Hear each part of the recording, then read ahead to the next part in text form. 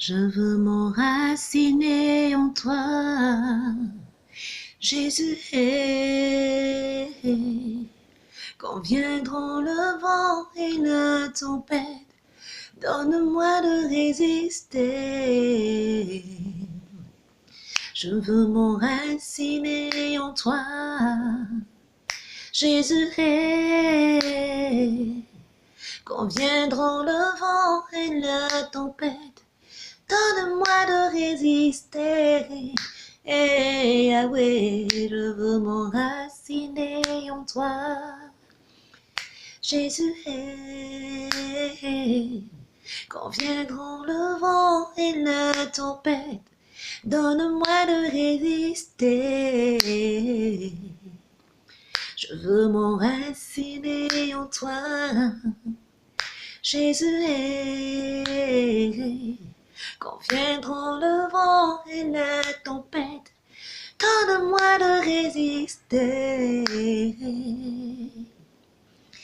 Salut, bienvenue à Une Parole, un chant. Je suis très heureuse de vous retrouver comme chaque lundi pour votre hebdomadaire. Alors, comment a été votre semaine? La mienne, elle a été très chargée, mais enrichissante, avec beaucoup d'expérience avec le Seigneur. Et je bénis le Seigneur pour cette grâce qu'il nous accorde. Merci pour vos témoignages, merci pour vos mots en inbox, merci pour les grâces que le Seigneur a déjà commencé à faire et pour ce qu'il fera encore et encore dans vos vies. Que Dieu soit béni.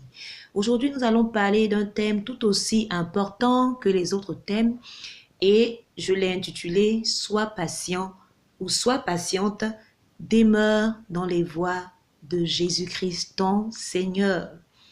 Alors, nous allons aller tout de suite à la lumière de la parole de Dieu dans le livre de Deutéronome, chapitre 28, verset 12. Je lis la parole de Dieu. L'Éternel t'ouvrira son bon trésor, le ciel, pour envoyer à ton pays la pluie en son temps, et pour bénir tout le travail de tes mains. Tu prêteras à beaucoup de nations, et tu n'emprunteras point. Tu n'emprunteras point. Je relis. L'Éternel t'ouvrira son bon trésor, le ciel, pour envoyer à ton pays la pluie, en son temps, tu peux souligner en son temps, et pour bénir tout le travail de tes mains. Tu prêteras à beaucoup de nations, et tu n'emprunteras point. Amen. Que le Seigneur soit béni. Alors, je disais tout à l'heure que ce dont nous allons parler aujourd'hui, c'est « Sois patient, demeure dans les voies de l'Éternel ton Dieu ». Alors, cette bénédiction que nous venons de lire est une bénédiction qui s'adresse au 10e fils de Jacob, qui est Nephtali. La plupart du temps, lorsque nous voulons enseigner, lorsque les pasteurs veulent parler des bénédictions qui sont liées au fils de Jacob, c'est ce passage-là qui est utilisé. Dans ma méditation, je suis tombée sur ce passage, je l'ai lu, je l'ai relu, mais il y a autre chose que le Seigneur m'a révélé au travers de cela et je voudrais qu'on puisse partager cela ensemble. Alors, nous allons prendre cette bénédiction et nous allons imaginer. Je vous ai demandé de souligner tout à l'heure en son temps. Le Seigneur t'a sûrement promis une bénédiction comme celle-ci. Il va t'ouvrir son bon trésor. Tu ne manqueras de rien, tu emprunteras point, tu prêteras au contraire, tu seras point stérile, mais tu seras au contraire féconde, où tu vas te marier, tu vas travailler, tu vas plein de choses. C'est important. Considérons la bénédiction comme la pluie en son temps. Ce n'est pas le temps chronos, c'est le temps de la pluie. Parce que chaque chose a son temps. Également la pluie. Nous sommes en Côte d'Ivoire, si nous voulons imager, comme je le disais tantôt, nous avons dans un cycle normal, la saison des pluies, la saison sèche, etc. Même la petite saison de pluie que nous vivons en ce moment.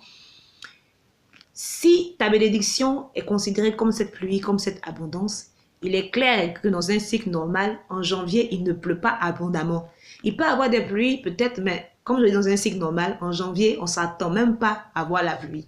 Quand il pleut en janvier, on dit « Waouh, cette année, il a changé, hein, il pleut en janvier. » Alors, considère aussi que lorsqu'il y a une parole qui est lancée sur ta vie, une parole de bénédiction, sache que le moment où la parole est dite et au moment où la parole va s'accomplir, il y a un temps que tu dois observer. Et à ce temps-là aussi, il y a un comportement que tu dois avoir pour que effectivement cette pluie que tu attends descende.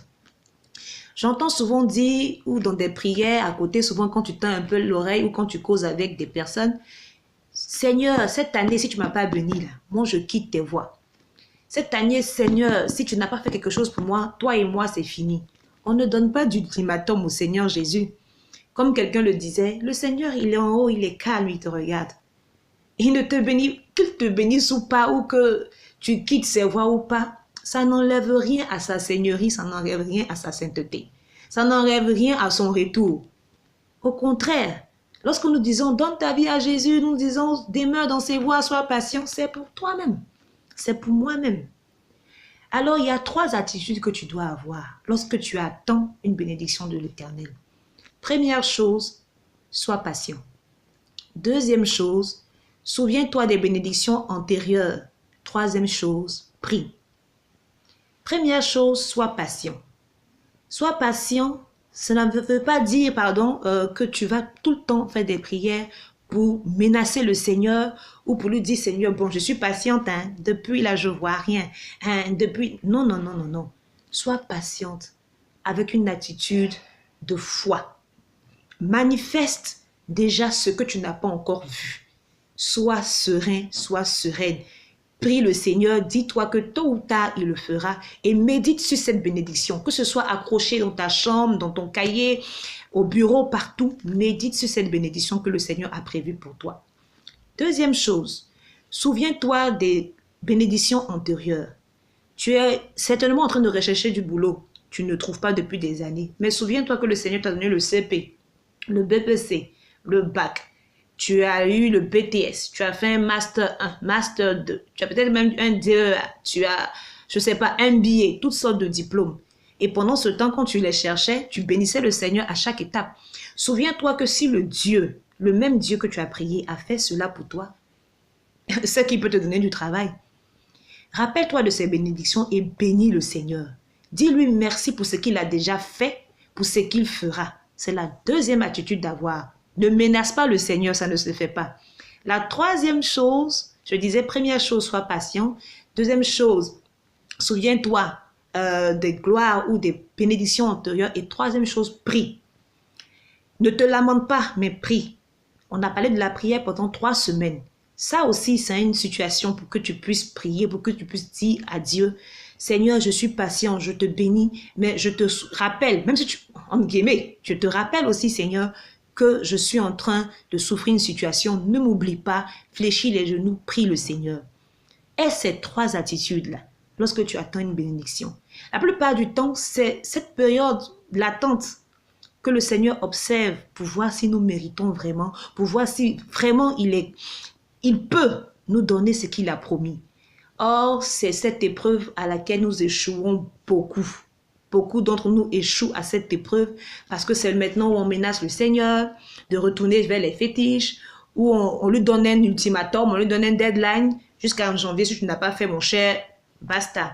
C'est le moment où on court après tout le monde, on va expliquer notre problème à tout le monde, ce qui n'est pas bien. C'est le moment où on va commencer à se lamenter ou jalouser notre frère, notre soeur d'à côté. Quand nous prions pour le même sujet, nous nous rendons compte que l'autre a déjà été exaucé. C'est le moment de celle-là déjà. Et moi depuis, non. Fais cet exercice, mets cela en pratique, tu verras. Observe ces 3 comportements, observe ces 3 critères. Tu verras que le Seigneur ne ment pas. Et quand il verra que tu es patient, il verra que tu le bénis même dans les moments désertiques. Tu le bénis en toutes choses et tu le pries sincèrement de tout ton cœur. Il le fera. Notre Dieu n'est pas un menteur. Il est juste et bon et il est capable d'accomplir ses promesses. Il ne lance pas une parole, il ne dit pas quelque chose si ça ne va pas s'accomplir. Tout ce qu'il dit s'accomplit. Alors, mon frère, ma soeur, c'est mon petit conseil, c'est ma petite exhortation de cette semaine. Observe ces 3 critères. Sois patient, bénis le Seigneur, prie et tu verras que toutes les bénédictions, tout ce que le Seigneur a promis fasse s'accomplir dans ta vie. Que Dieu te bénisse. Passe une excellente semaine et nous nous retrouverons la semaine prochaine dans une parole, un chant. Que Dieu soit béni au plus haut des cieux. Je te souhaite de passer une excellente semaine et ciao, ciao, ciao.